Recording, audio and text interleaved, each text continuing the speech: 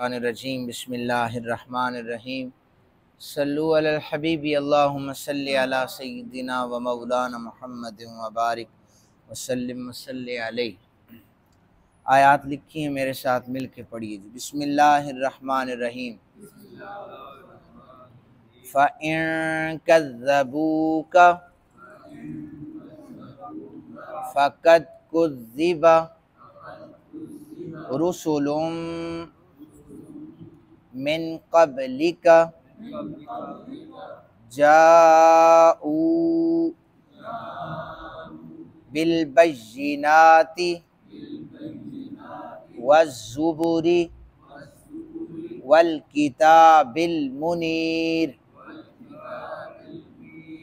कुल्लु नफ्सिन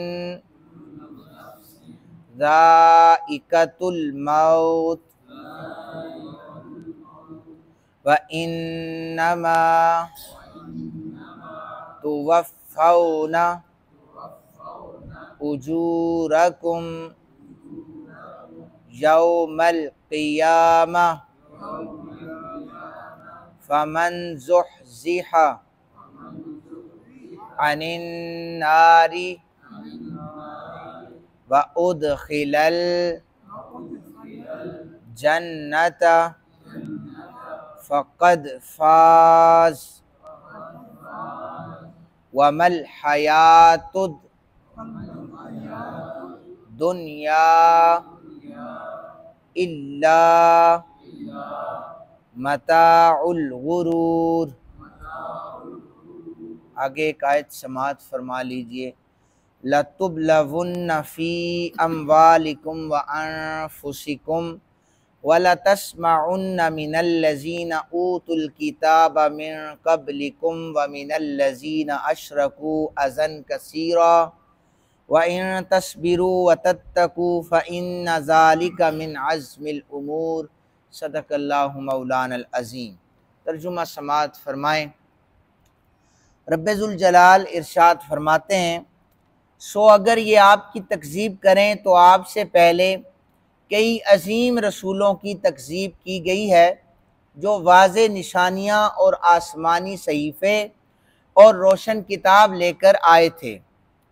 हर शख्स मौत का जायका चखने वाला है। तुम्हारे कामों की जज़ा तो क़यामत के दिन ही दी जाएगी।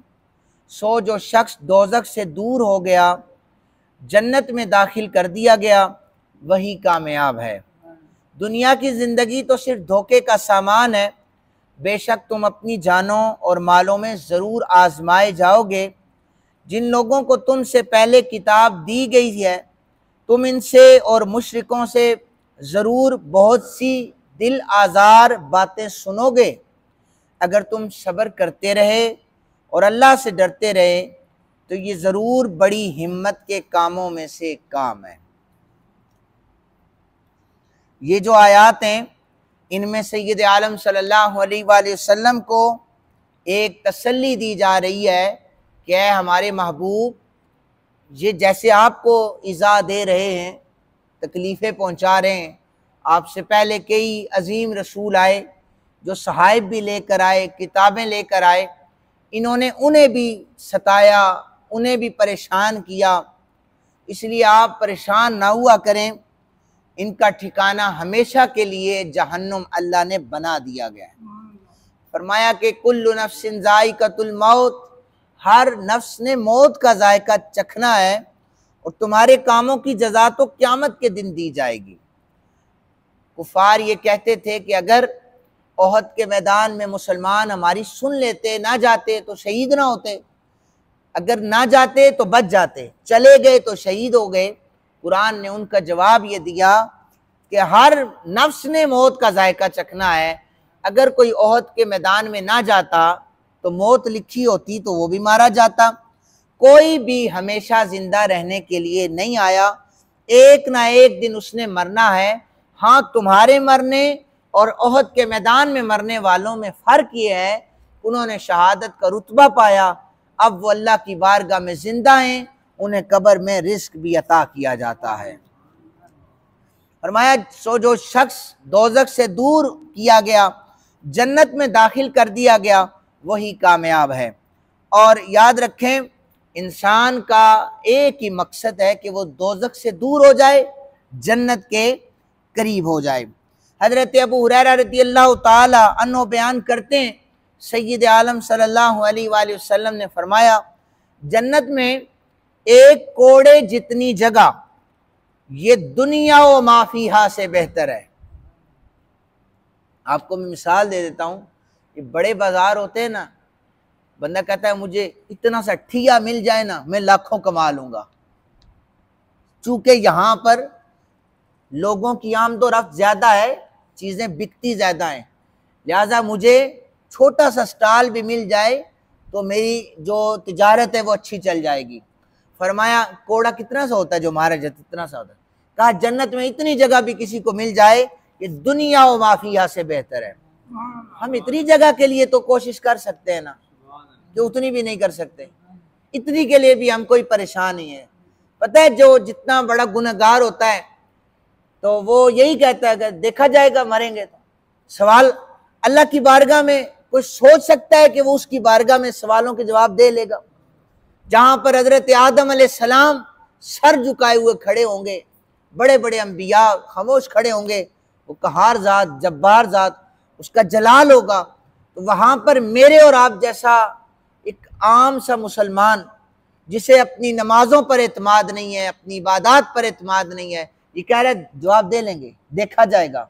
आप नहीं दे सकते। मेहरबानी फरमाया करें, अल्लाह की बारगाह बहुत बड़ी है, उसके लिए तैयारी किया करें, ताकि और तैयारी करने के बाद भी अकीदा ये बना लें कि हम अगर बख्शे गए तो उसकी रहमत से बख्शे जाए।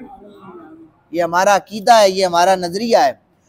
नबी रहमत सल्लल्लाहु अलैहि वसल्लम मासूम अल खता है, गुनाह पल्ले ही नहीं है, सोच भी नहीं सकता कोई हुजूर से गुनाह हो, शायबा किसी के दिल में आ जाए, दायरा इस्लाम से खारिज है।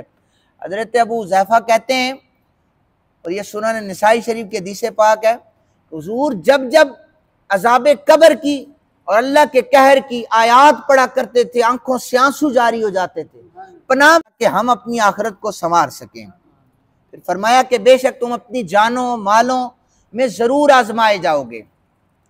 जिन लोगों को तुमसे पहले किताब दी गई तुम उनसे और मुशरिकों से जरूर दिल आजार बातें सुनोगे।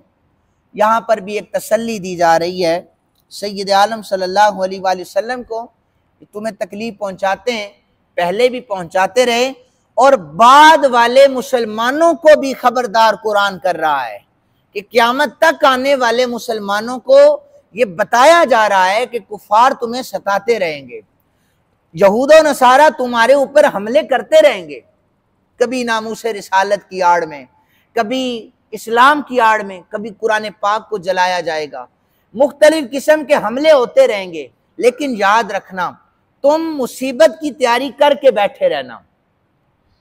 मुसीबत बड़ी तब लगती है जब इंसान को तैयारी नहीं होती, लेकिन जब इंसान ज़हनी तौर पर तैयार हो ना कि हम इस्लाम पर चल रहे हैं, इस्लाम के रास्ते में मुसीबतें आएंगी, रुकावटें आएंगी।